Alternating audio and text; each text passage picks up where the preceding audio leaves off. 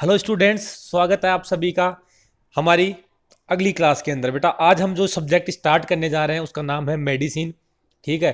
और ये medicine normally जो अपन क्लास के अंदर पढ़ते हैं तो उसका क्लास लगभग 15 से 20 या 25 तक क्लासों तक भी चली जाती है, लेकिन हम आपके लिए पूरी अच्छे से मेहनत करके सारी चीज़ों को इम्पोर्टेंट देख देख के कौन कौन सी चीज़ इंपॉर्टेंट है उसको हमने बिल्कुल 2 घंटे की क्लास के अंदर, मतलब हम 3 क्लास करेंगे 40-40 मिनट के एवरेज, 40-40 मिनट के आसपास की।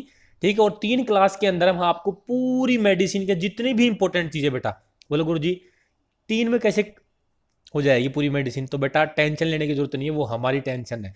बिल्कुल जो जो इंपॉर्टेंट चीज़ें हैं, ठीक है, जिनका रिवीजन बिल्कुल अति आवश्यक है, इनको छोड़ दिया तो बिल्कुल बहुत बड़ी गलती साबित हो सकती है।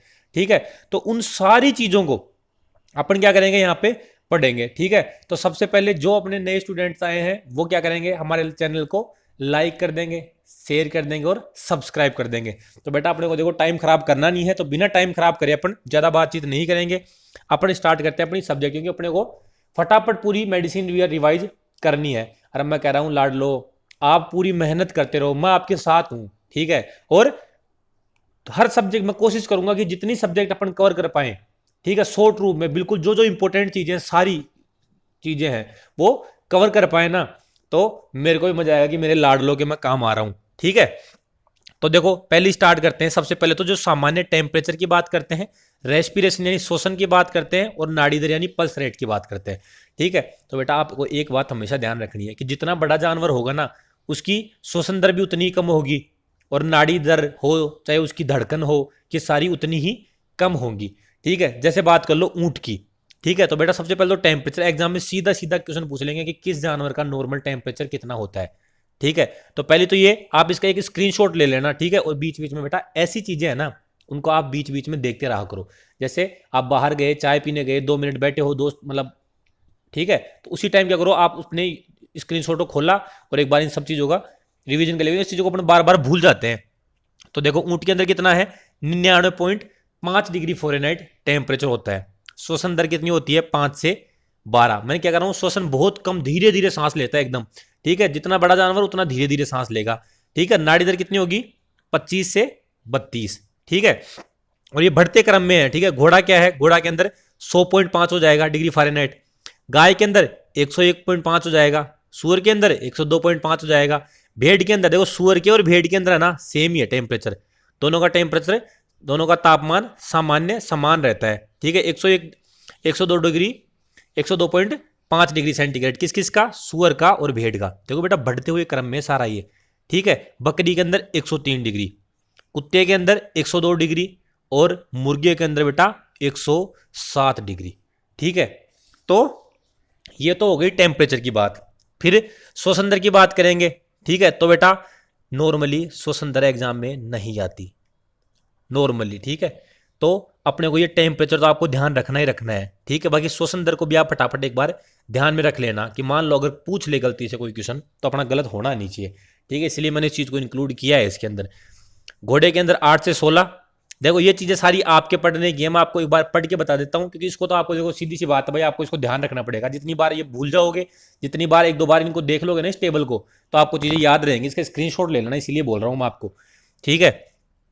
तो गाय में 10 से 30, सूअर में कितनी होती है श्वसन दर, 10 से 20, और भेड़ में तो बेटा देखो दो चीजें सेम चीज हो गई ना बेटा। सूअर और भेड़ के अंदर टेम्परेचर भी सेम होता है, श्वसन दर भी सेम होती है, और दोनों का नाड़ी दर यानी पल्स रेट ये भी सेम होती है। देखो दोनों की 70 से 90 है। ठीक है। और बकरी के अंदर भी क्या है, जो नाड़ी दर है, पल्स रेट है, वो कितनी होती है, 70 से 90 ही होती है। अब बकरी के अंदर श्वसन दर कितनी है, 25 से 35, कुत्ते के अंदर 15 से 30, और मुर्गे के अंदर 15 से 30। मतलब कुत्ते और मुर्गे के अंदर दोनों के अंदर क्या है, श्वसन दर सेम है। ठीक है। तो बेटा ये देखो ये आपकी याद रखने की चीज है, आपको याद रखनी है चीजें, इसमें इंपॉर्टेंट चीजें मैं आपको एक दो चीजें और बता देता हूं नीचे। ठीक है। यहां से तो बेटा सबसे पहला और मोस्ट इंपॉर्टेंट क्वेश्चन कि पालतू जानवरों में सबसे ज्यादा तापमान किसका है।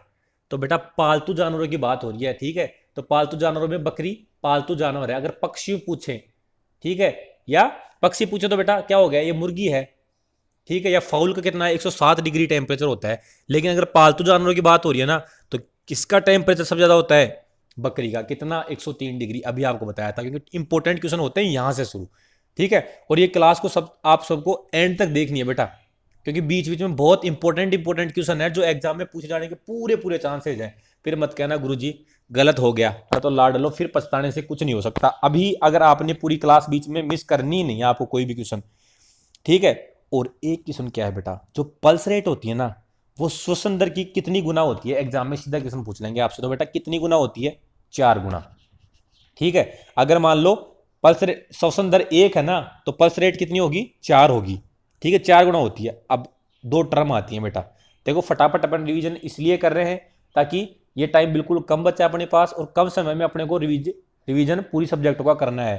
ठीक है, तो फटाफट करना है। और बेटा अगर रिवीजन तो क्या है, फटाफट ही होता है। एक सब्जेक्ट का आप 2 बार कर सकते हो, 3 बार कर सकते हो। अब तो क्या रिवीजन ज्यादा ज्यादा करना है। ठीक है, अब क्या है अगला? हाइपोथर्मिया। मैंने आपको हमेशा बताया कि हाइपो का मतलब होता है कम और हाइपर का मतलब होता है ज्यादा। ठीक है, तो हाइपो और थर्मिया आ रहा है। थर्मिया किससे संबंधित होता है? तापमान को बोलते हैं। ठीक है, तो तापमान का घटना, शरीर के तापमान का घटना को बोल देंगे हाइपोथर्मिया। और शरीर के तापमान बढ़ गया तो उसको क्या बोल देंगे? हाइपर थर्मिया। तो बोले कर दोगे? बोले बिल्कुल गुरुजी कर देंगे। तो चलो ठीक है, अगला क्वेश्चन एग्जाम में क्या पूछा जा सकता है कि संक्रमण या बीमारी की वजह से तापमान का बढ़ना। कोई बीमारी हो गई, ठीक है, मान लो कोई बीमारी, मान लो तो आप मान लो थिलेरिया हो गया है या ट्रिपेनोसोमा हो गया, तो कोई भी संक्रमण की वजह से, बीमारी की वजह से तापमान बढ़ रहा, तो उसको बेटा अपन फीवर या पायरेक्सिया बोलते हैं। ठीक है, ये आप सबको बताएंगे इंपॉर्टेंट। अब देखो अगली चीज क्या है इंपॉर्टेंट, कि जो भी बेटा आप थर्मामीटर यूज लेते हो ना जानवरों के अंदर, ठीक है, जिससे आप तापमान का पता लगाते हो, उसकी रेंज क्या होती है? ठीक है, तो बेटा 94 डिग्री फ़ारेनहाइट से 110 डिग्री फ़ारेनहाइट क्या होती है? इसकी रेंज होती है। ठीक है, 94 डिग्री टेम्परेचर से लेके 110 डिग्री तक नाप सकता है ये थर्मामीटर। अगर 112 हो गया तो भाई साहब ये नहीं नापेगा, फिर इसकी बस की बात नहीं है। ठीक है, और अगर डिग्री सेंटीग्रेड में बात करें अपन, तो 35 डिग्री से 45 डिग्री। देखो याद रखना बिल्कुल आसान है, 35 से 45, बिल्कुल कोई दिक्कत नहीं है याद रखने के अंदर। ठीक है, अब बेटा कई बार आपको एग्जाम में क्वेश्चन ऐसे भी आ सकता है कि 35 डिग्री सेंटीग्रेड का फ़ारेनहाइट में कितना टेम्परेचर है, या फिर फ़ारेनहाइट का पूछ लेंगे डिग्री में। तो बेटा ये देखो, अगर डिग्री सेंटीग्रेड का पूछें फ़ारेनहाइट का टेम्परेचर देखे, तो डिग्री सेंटीग्रेड में क्या फ़ारेनहाइट, उसमें से क्या कर देंगे अपन 32 माइनस कर देंगे, उसमें 9 का भाग दे देंगे और फिर 5 से गुणा कर देंगे। तो फ़ारेनहाइट का जो टेम्परेचर है, फ़ारेनहाइट का टेम्परेचर किस में परिवर्तित हो जाएगा? डिग्री सेंटीग्रेड में परिवर्तित हो जाएगा। तो चलो लाडलो फिर अपन आगे चलते हैं। बोलो गुरुजी बढ़िया है फिर तो। अब देखो अपन जो अपना अगला टॉपिक स्टार्ट कर रहे हैं उसका नाम है मेटाबॉलिक डिजीज, यानी मेटाबॉलिक रोग। ठीक है, तो उसके अंदर कौन कौन से इंपॉर्टेंट, देखो बेटा इसके अंदर बिल्कुल जो जो चीज सिर्फ इंपॉर्टेंट है वो चीज कवर की है अपन ने। ठीक है, तो इनमें से तो अपन को एक भी चीज छोड़नी है ही नहीं, कतई नहीं छोड़नी है। ठीक है, तो और वो कौन कौन सी इंपॉर्टेंट चीज है, इसलिए आप वीडियो को एंड तक देखें बेटा। ठीक है, तो पहला क्या है? मिल्क फीवर या हाइपोकैल्सीमिया या पार्चुरिएंट पारेसिस। बेटा एग्जाम के अंदर जरूरी नहीं है कि मिल्क फीवर किसकी कमी से होता है, ऐसे ही क्वेश्चन आए। क्वेश्चन ऐसे भी आ सकता है कि पार्चुरेंट पारेसिस किस की कमी से होता है। तो इसके तीनों नाम आपको ध्यान रखने हैं। तो हाइपोकैल्सीमिया तो आपको ध्यान रख जाएगा, हाइपो का मतलब क्या होता है? कम, और कैल्शियम क्या, कि कैल्शियम की कमी हो गई। तो देखो नाम से पता लग रहा है, तो कैल्शियम की कमी, रक्त में कैल्शियम की कमी होना, उसी की वजह से क्या होगा? मिल्क फीवर या पार्चुरेंट पारेसिस। अगला इंपॉर्टेंट चीज क्या है बेटा, ये क्या कब होता है? ये मिल्क फीवर हो कब जाता है बेटा? ये प्रसव के 72 घंटे के भीतर भीतर होगा। ऐसे नहीं है कि पशु का प्रसव क्रिया हो गई उसके 10 दिन बाद हो रहा है, 15 दिन बाद हो रहा है, ऐसा बिल्कुल भी नहीं है। ठीक है, मिल्क फीवर जब जैसे भैंस का प्रसव हुआ उसके 72 घंटे के अंदर अंदर, तो आपको ये टाइम बिल्कुल याद रखना है कितना? 72 आवर। इसके भीतर भीतर क्या होगा? ये रोग हो जाएगा, इसके अंदर होना होगा तो, नहीं तो फिर लाड लो, फिर टेंशन लेने की जरूरत है नहीं। फिर इसमें इसके लक्षण क्या है? तो बेटा जो जो इंपॉर्टेंट लक्षण है, जो मोस्ट इंपॉर्टेंट लक्षण है, जो एग्जाम में पूछे जाते हैं, सिर्फ अपन ने वो लक्षण लिए हैं यहाँ पे। ठीक है, जिनका रिवीजन बहुत जरूरी है। तो पहला क्या है? हाइपोथर्मिया। हाइपोथर्मिया तो आपको पता ही है, अभी डेफिनेशन बताई थी। हाइपो का मतलब कम, मतलब तापमान का सामान्य से कम हो जाना। और बेटा जो इंपॉर्टेंट चीज है, एक इंपॉर्टेंट लक्षण है, आप फील्ड में भी ये देख के पहचान सकते हो क्या, कि गाय लेटी हुई अवस्था में जो गर्दन होती है गाय की, वो फ्लैंक की तरफ होती है। गाय लेटी हुई रहती है और अपनी गर्दन को किस पीछे की तरफ घुमा के रखती है, फ्लैंक की तरफ। ठीक है, तो ये दो मेन लक्षण हो गए, इंपॉर्टेंट लक्षण मिल्क फीवर के। ठीक है, और अब इसका ट्रीटमेंट क्या देंगे, तो बेटा सीबीजी। ठीक है, आप सबको पता है कैल्शियम बोरोग्लूकोनेट देंगे अपन, स्लो आईवी। बेटा कैल्शियम कभी भी फास्ट नहीं देते, आपको ये ध्यान रखना। अगर एग्जाम में पूछ लेना कि कैल्शियम किस प्रकार से देते हैं, तो बेटा अपन हमेशा ध्यान रखना कैल्शियम देते हैं अपन स्लो, फास्ट नहीं देते कैल्शियम को। फिर बेटा जैसे ही मिल्क फीवर हुई और अगर आप जानवर ठीक नहीं हुआ या कैल्शियम आपने नहीं लगाया, तो मिल्क फीवर वाला जानवर आगे वाली अवस्था में चला जाता है, और उस आगे वाली अवस्था को क्या बोलते हैं, डाउनर काउ सिंड्रोम। ठीक है, मिल्क फीवर के बाद होता है ये। मिल्क फीवर का अगर टाइम पे ट्रीटमेंट नहीं हुआ ना, तो उसके बाद जानवर किस अवस्था में चला जाएगा, डाउनर काउ सिंड्रोम अवस्था में चला जाएगा।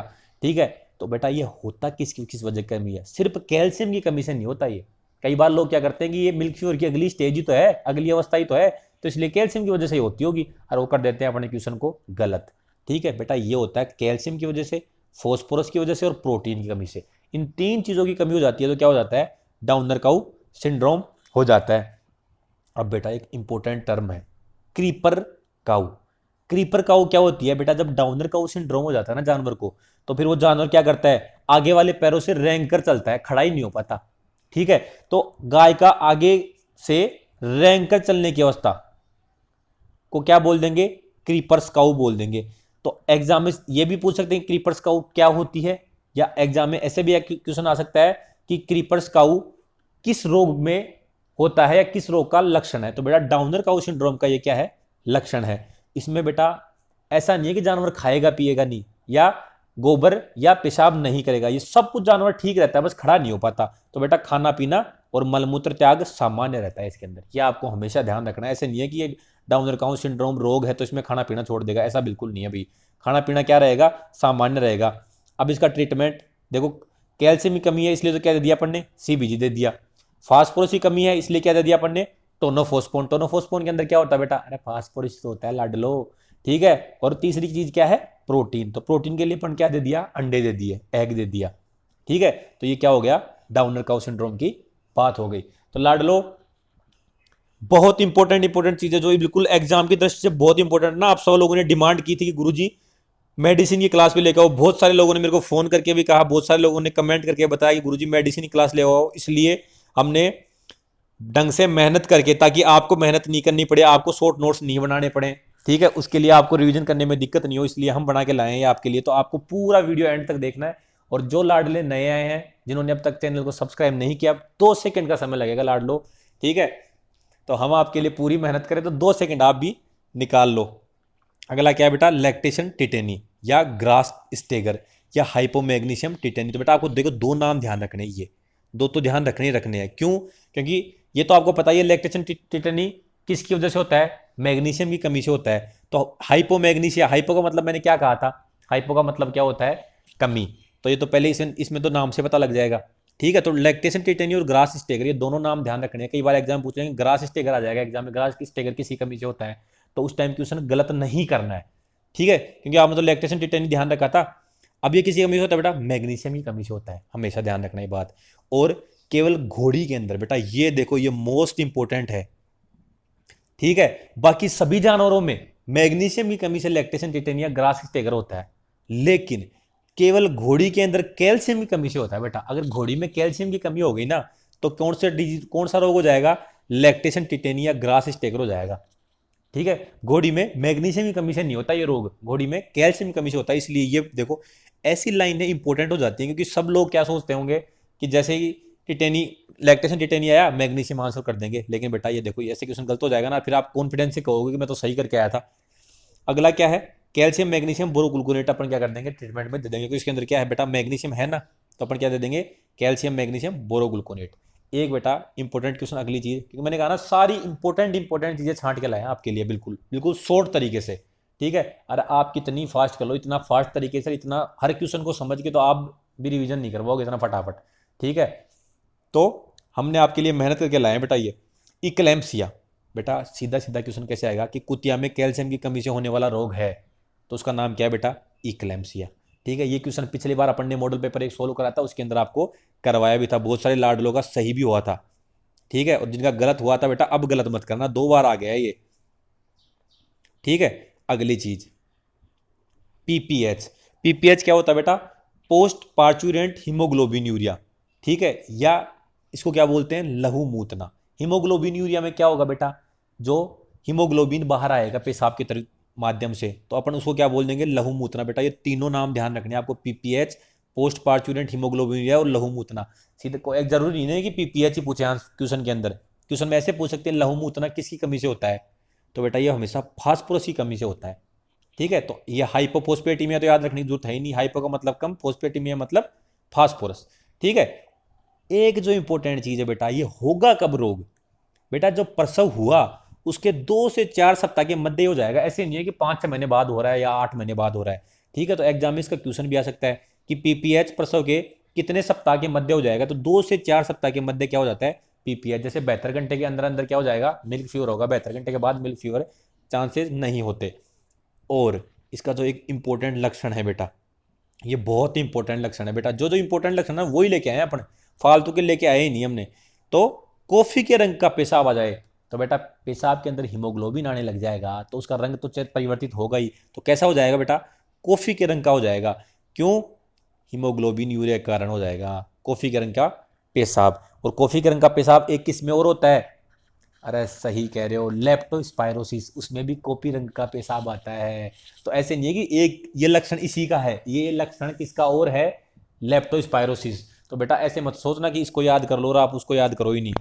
अब इसके अंदर अपन ट्रीटमेंट में क्या चीज़ देंगे? इसमें 2 चीज़ें देंगे। एक तो या तो दे सकते हैं इसमें सोडियम एसिड फॉस्फेट, क्योंकि बेटा इसमें क्या है? फॉस्फेट में फॉस्फोरस है ना, तो ये कमी पूरी कर रहा है। या फिर क्या दे सकते हैं? टोनोफॉस्फोन। टोनोफॉस्फोन के अंदर भी क्या होता है?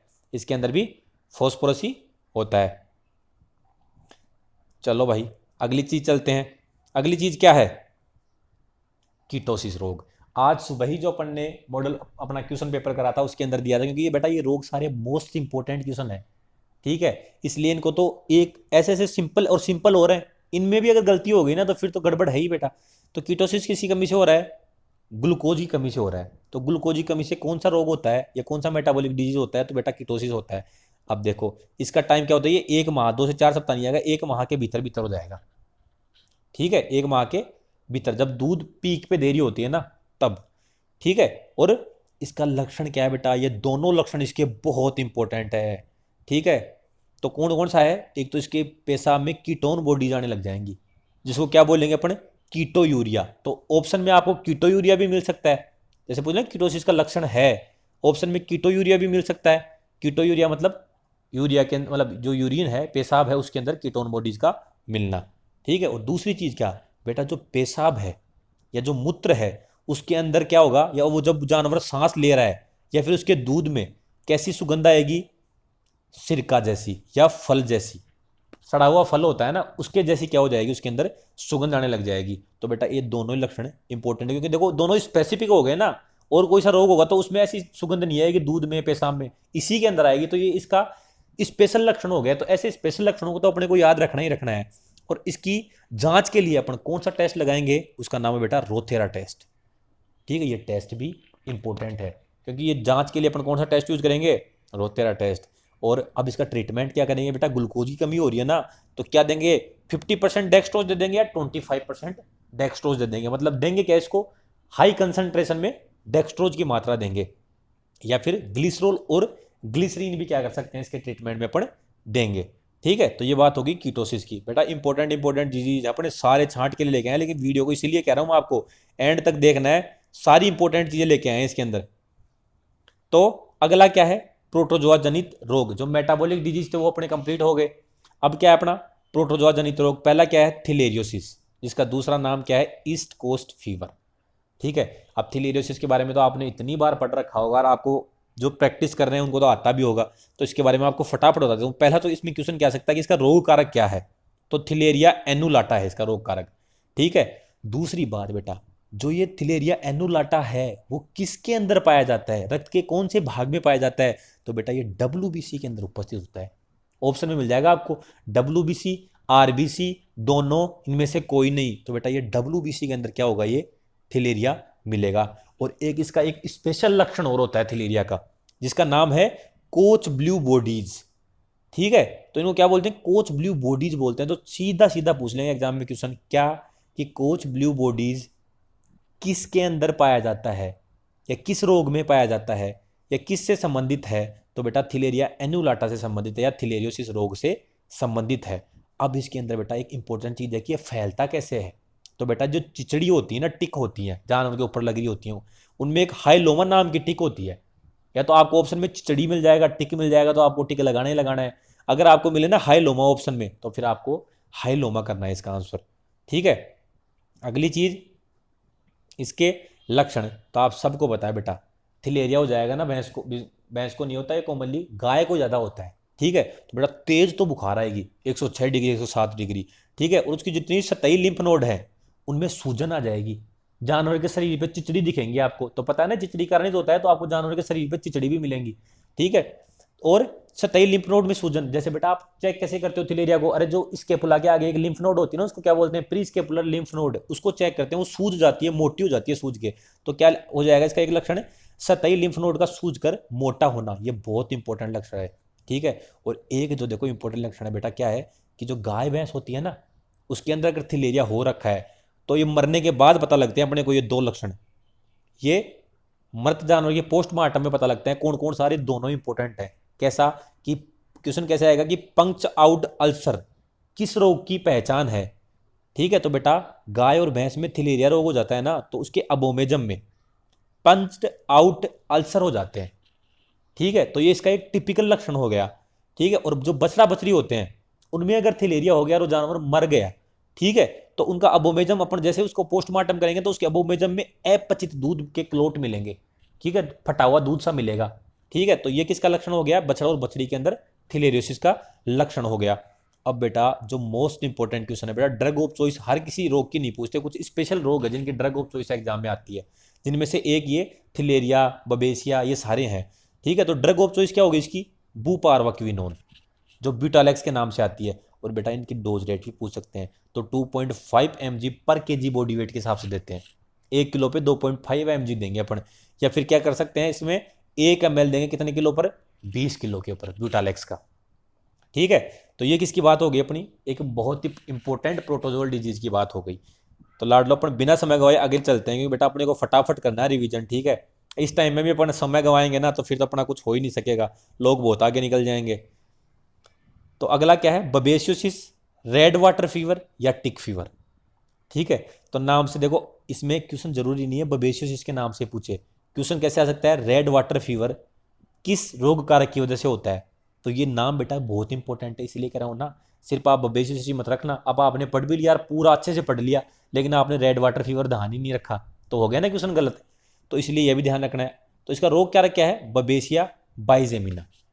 ठीक है, किसके अंदर, सभी बाकी जानवरों के अंदर, लेकिन घोड़े के अंदर बबेसियोसिस किसकी वजह से होता है, बबेसिया इक्वाई की वजह से। बेटा ये आपको बताना, इक्वाई किसके लिए यूज करते हैं, घोड़े के लिए करते हैं। इक्वाइन होता है ना घोड़ा, इक्वाइन बोलते हैं ना घोड़े को, तो इसलिए इक्वाई आ जाए तो इसको तो आप याद रखने की जरूरत ही नहीं है, जिसके पीछे इक्वाई आ गया मतलब क्या है, वो घोड़े में होगा। ठीक है, और बाकी जानवरों में किसकी वजह से होगा, बबेसिया बाइजेमिना की वजह से। अब बेटा ये बबेसिया होता किस में है, WBC में होता है, RBC में होता है, ये देखो लिखा हुआ है ना, किस में होता है, RBC में। जबकि थिलेरिया किस में था, WBC में, WBC का परजीवी था। और बबेसिया एग्जाम में पूछेंगे, निम्न में से बबेसिया रक्त के किस भाग में या कंपोनेंट में पाया जाता है, तो ऑप्शन में आप सही कर ही दोगे। अब बेटा घोड़े के अंदर जो बबेसियासिस को रोग हो जाता है ना, उसका एक नाम और है जिसका नाम है बाइलरी फीवर। ठीक है, या बिलियरी फीवर भी उसको कह देते हैं अपन। ठीक है, और इसकी एक खास पहचान है बबेसिया की, उल्टा उम्र प्रतिरोधक उपस्थित होता है इसमें। तो एग्जाम में क्वेश्चन बेटा ये बहुत इंपॉर्टेंट, तभी कह रहा हूं ना सारी इंपॉर्टेंट चीजें हैं। ठीक है, जिनको तुम एक भी चीज को छोड़ नहीं सकते, एक भी चीज को मिस नहीं कर सकते, इसलिए कह रहा हूं वीडियो को बिल्कुल एंड तक देखना क्लास को। ठीक है, आपके लिए बहुत प्यारे से नोट्स बना के लाए हैं मेहनत करके बिल्कुल। तो उल्टा उम्र प्रतिरोध किसमें उपस्थित होता है, उल्टा उम्र के बच्चा कि जो बच्चा होता है वो तो फुल प्रतिरोधक होता है, उसके अंदर तो पूरी प्रतिरोधक क्षमता होती है, उसमें ये रोग नहीं होता। जैसे जैसे जानवर बड़ा होता जाएगा, रोग प्रतिरोधक क्षमता इसकी कम होती जाएगी, बड़े जानवर में ज्यादा होता है। तो इसको क्या बोलेंगे अपन, उल्टा उम्र प्रतिरोध उपस्थित।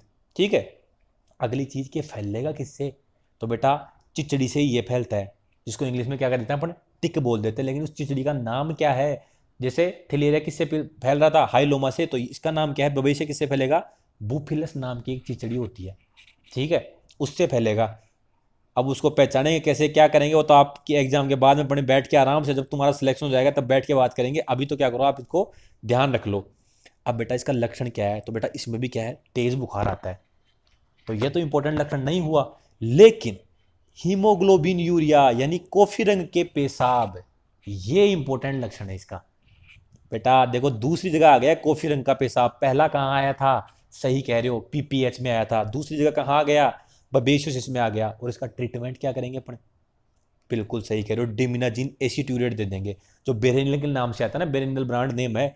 और ये डिमिनाजिन एसिट्यूरेट क्या है, ये है साल्ट, जिसकी डोज रेट क्या है 3.5 mg पर केजी बॉडी वेट के हिसाब से, 1 ml 20 किलो पे। और वो भी कितना था, थिलेरिया के अंदर भी अपन दे रहे थे बुपारवक्विनोन, वो भी 1 ml 20 किलो पे था, लेकिन उसकी डोज रेट अलग थी। इसकी डोज रेट क्या है 3.5 mg पर केजी। अपन इसके अंदर इमिडोकार्ब भी दे सकते हैं और ट्राइपिन ब्लू भी अपन इसके अंदर दे सकते हैं। तो आपको ऑप्शन में ऐसे भी मिल सकता है, पहला ऑप्शन डिमिनाजिन एसिट्यूरेट मिल जाएगा, दूसरा ऑप्शन इमिडोकार्ब मिल जाएगा, तीसरा ऑप्शन ट्राइपेन ब्लू, चौथा सभी। तो आपको अगर ये तीनों नाम आए तो चौथा ऑप्शन आपको सही कर देना है बेटा। तो देखो अपना काफी हद तक मैं कह रहा हूं ना, पूरा आपका 3 क्लासों के अंदर 40 मिनट की अपन एवरेज क्लास रखेंगे और 3 क्लासों के अंदर आपका पूरा का पूरा कोर्स रिवाइज करवा देंगे मेडिसिन का, ठीक है। और इसको पढ़ने के बाद आप एक बार दोबारा अपनी पूरी कॉपी की रीडिंग मार ली ना बेटा, फिर आपको टेंशन लेने की जरूरत है ही नहीं, ठीक है। क्योंकि बेटा मेडिसिन, गायनी ऐसे सब्जेक्टों से क्वेश्चन गलत होने की गुंजाइश ही नहीं होनी चाहिए। अगला क्या है, सर्रा, ठीक है। तो बेटा सर्रा रोग किसकी वजह से होता है, क्योंकि ये तो देखो ये बहुत इंपॉर्टेंट है, प्रोटोजोअल डिजीज है ना, ट्रिपेनोसोमा इवांसाई की वजह से होता है, ठीक है। और आपको एक इंपॉर्टेंट बात और ध्यान रखनी है कि तिबरसा बोलते हैं किसके अंदर, सर्रा बीमारी को, ऊंट के अंदर। तो बेटा सर्रा बीमारी मुख्यतः ऊंट में देखने को मिलती है, जिसको तिबरसा बोलते हैं। तो एग्जाम में क्वेश्चन कैसे आ सकता है कि तिबरसा बीमारी किस जानवर में होती है, तो आपको क्या कर देना, किस जानवर में होती है, ऊंट में होती है बेटा, ठीक है। अगला क्या है बेटा, इसका जानवर चिचड़ी विचड़ी नहीं है, इसका जानवर क्या है, एक मक्खी है। उस मक्खी का नाम क्या है, टेबेनस फ्लाई। फ्लाई का मतलब मक्खी है, टेबेनस मक्खी, तो टेबेनस नाम ध्यान रख लेना बस, ठीक है, या फिर मक्खी ध्यान रख लेना। तो ऑप्शन में आपको कई बार ऐसे मिल सकता है ऑप्शन कि तिबरसा रोग फैलता है मच्छर, मक्खी, चिचड़ी या कोई नहीं, ठीक है। तो आपको ध्यान रखना है कि टेबेनस क्या है, एक मक्खी है। और इसका उपचार क्या करेंगे, इसके ट्रीटमेंट में देखो ये खासकर जो प्रोटोजोअल डिजीज है उनकी जो दवाई है, उनकी ड्रग ऑफ चॉइस है, उनका उपचार है, वो तो आपको ध्यान रखना ही रखना है, ठीक है। इसलिए मैं बता रहा हूँ ना, पूरी वीडियो देखना, आपको इंपॉर्टेंट चीजें बताऊंगा कि क्या क्या पूछ सकते हैं एग्जाम में, ये भी बताऊंगा आपको। तो क्वीन पायरामीन सल्फेट 4.4 mg पर केजी के हिसाब से अपन इसका ट्रीटमेंट करेंगे। तो एग्जाम में पूछ लेंगे कि सर्रा का उपचार क्या है, या सर्रा में क्या देंगे उपचार के लिए, तो आप समझ ही गए इसको क्या देंगे। अगली चीज क्या है बेटा, अगला रोग कौन सा है, लिस्मेनियसिस, या जिसको क्या बोलते हैं, काला अजार, या क्या बोलते हैं उसको, डम फीवर, ठीक है। तो बेटा ये नाम दे दूसरे नाम है, ये ऐसे नहीं है कि सिर्फ एक नाम ध्यान रख लो और इस दोनों को नहीं रखो। तो इन तीनों को तीनों नाम आपको ध्यान रखने हैं। अरे बेटा मैं कह रहा हूँ ना, गुरुजी बोले याद कैसे होंगे, अरे 2-3 बार रिवीजन मारोगे ना तो आपके फिर ऑप्शन देखते आपके तुरंत याद आ जाएंगे, ठीक है। इसलिए तो कह रहा हूँ ना, ज्यादा बार रिवीजन करना अब, ठीक है। जितनी ज्यादा बार रिवीजन कर सको उतना ही बहुत बढ़िया बात है बेटा, ठीक है। तो दिन रात एक कर दो बेटा, चाहे रात को 11 बजे सोना पड़े, 12 बजे सोना पड़े, एक सब्जेक्ट खाली उसको पूरी करके सो फिर, ठीक है। तो इसका रोग कारक क्या हो गया, लिस्मेनिया डोनोवानी, ठीक है। लिस्मेनिया डोनोवानी की वजह से कौन सा होता है, लिस्मेनिया, काला अजार या डम फीवर। अब बेटा ये भी एक फ्लाई की वजह से फैलता है, जिसका नाम क्या है, फ्रीबोटोमस या सैंड फ्लाई बोलते हैं, ठीक है। तो लिस्मेनिया रोग कारक तो पता चली गया, लिस्मेनिया डोनोवानी, और जो रोग वाहक है वो क्या हो गया, फ्लीबोटोमस या सैंड फ्लाई। अब बेटा इसके अंदर लक्षण इतने इंपॉर्टेंट नहीं है, अपने सीधा ट्रीटमेंट पे आ जाते हैं। तो इसका ट्रीटमेंट क्या देंगे, लिथियम एंटीमनी थायोमेलेट, जिसको एंथियोमेलिन बोल देते हैं, ठीक है। तो ये आपको ध्यान रखना है, सीधा पूछ लेंगे कि लिस्मेनिया का ट्रीटमेंट में अपन क्या देते हैं, तो क्या देते हैं, लिथियम एंटीमनी थायोमेलेट, ठीक है। बोले गुरुजी आप कह रहे हो तो ठीक ही है फिर, तो बेटा ठीक है। तो फिर चलते हैं अपन अगली चीज पे। अगला रोग कौन सा है, प्रोटोजोअल डिजीज कौन सा है, कोक्सीडियोसिस, जिसके अंदर दो चीज है, दो चीजें आपको एग्जाम में पूछ सकते हैं। पहला क्वेश्चन कैसे आएगा कि विंटर कोक्सीडियो, देखो ये तो हो गया क्वेश्चन, ये हो गया आंसर। तो बेटा क्वेश्चन आंसर भी साथ हो रहे हैं, थ्योरी भी साथ कवर हो रही है आपकी। तो विंटर कोक्सीडियोसिस किसकी वजह से होगा, आइमेरिया यूरेनाई की वजह से, ठीक है। और सिकल कोक्सीडियोसिस किसकी वजह से होगा? आइमेरिया टिनेला। बेटा जो फाउल है ना, मुर्गी है, उनके अंदर सिकल कोक्सीडियोसिस बहुत होता है, कॉमनली है ये, ठीक है। तो एग्जाम में क्वेश्चन आता है ना, सिकल कोक्सीडियोसिस किसकी वजह से होता है? तो बेटा आइमेरिया टिनेला नाम का एक रोग कारक है, प्रोटोजोआ है, उसकी वजह से क्या होगा? ये रोग होगा। और बेटा इसकी ड्रग ऑफ चॉइस क्या है कोक्सीडियोसिस की? एम्प्रोलियम। एम्प्रोलियम आपको ध्यान रखनी है कि चाहे देखो कोक्सीडियोसिस की ड्रग ऑफ चॉइस है, आप तो ये ध्यान रख लो। अब चाहे उसमें आ जाए विंटर कोक्सीडियोसिस पूछ ले, चाहे सिकल कोक्सीडियोसिस पूछ ले, या सिर्फ कोक्सीडियोसिस पूछ ले, आपको उसका आंसर क्या करना है? एम्प्रोलियम, ठीक है। कि किसकी, इसके उपचार में अपन कौन सी औषधि देंगे? तो बिल्कुल सही कह रहे हो लाडलो, एम्प्रोलियम इसके अंदर अपन इसके उपचार में औषधि देंगे। तो फिर आगे चलते हैं बेटा। आगे क्या है? जीवाणुजनित रोग, ठीक है। तो जीवाणुजनित रोग के अंदर क्या करेंगे अपन? फटाफट इसके अंदर जो जो इंपॉर्टेंट चीजें वो अपन अगली क्लास में, बेटा इसकी देखो आधे आधे घंटे की 3 क्लासों के अंदर ये पूरी मेडिसिन कवर हो जाएगी, पूरी की पूरी इंपॉर्टेंट चीजें इसके अंदर कवर हो जाएगी, ठीक है। तो जो अपने नए छोटे भाई आए हैं वो 2 सेकंड का समय लगेगा, हमारे चैनल को सब्सक्राइब जरूर कर देना लाड लो। और अपने दोस्त हैं जितनों भी तुम अपना प्यारा भाई मानते हो कि हमारे साथ साथ इनका भी सिलेक्शन होना चाहिए, ये वीडियो उनको भी आप शेयर जरूर करना, ठीक है। तो बाकी बेटा जो आगे का रह गया ना, वो 2 आधे आधे घंटे की क्लास के अंदर आपका पूरा सिलेबस कवर कर देंगे हम, ठीक है। तो ये आज की क्लास अपन सिर्फ 30 मिनट की रखेंगे, तभी तो कह रहा हूं मैं लाड लो, आप तो बस साथ जुड़े रहो, आप तो बस लाइक शेयर और कमेंट करते रहो, सब्सक्राइब करते रहो, बाकी काम मेरे पे छोड़ दो। मैं आपके लिए मेहनत करके बिल्कुल प्यारे से शॉर्ट नोट्स आपके लिए तैयार करके ला रहा हूं, ठीक है। आपको तो बस पढ़ना है, नोट्स वोट्स सारी हमारे पे टेंशन छोड़ दो, हम पे तुम आप कोई टेंशन लेने की जरूरत नहीं है। आपके लिए क्वेश्चन आप कल सुबह आपके लिए नए और क्वेश्चन 40 लेके आएंगे, ठीक है। तो साथियों जुड़े रहो, जम के मेहनत करो। जो मैं कह रहा हूं ना, अब जिसने मेहनत कर ली ना, देखो 10 दिन की बात है ना, तो 10 दिन एक कर दो। अब सिर्फ 2 ही काम करने, खाना है, पीना है, सोना है नहीं। मेन काम है पढ़ना। खाना पीना थोड़ा कम भी कर लोगे 10 दिन तो कोई दिक्कत नहीं है, लेकिन जूस वूस पियो बढ़िया, खूब पढ़ो। ऑल द बेस्ट, मिलते हैं अगली क्लास में।